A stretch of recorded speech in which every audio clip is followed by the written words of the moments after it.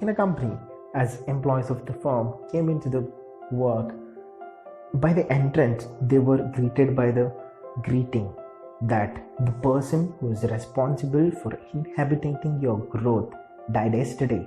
The body has been placed in the cafeteria and will be there till 2 p.m.